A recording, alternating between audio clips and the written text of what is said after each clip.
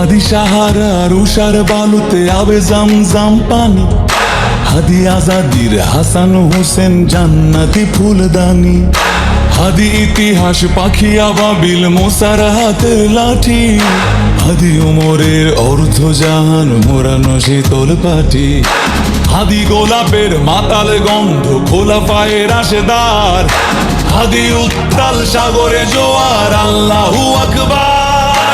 আবু বকরের সিদ্দিকি থেকে আলোর ঝর্ণা এনে হাদি জেগেছিল তরুণ আলীর সাহসের সুধা টেনে।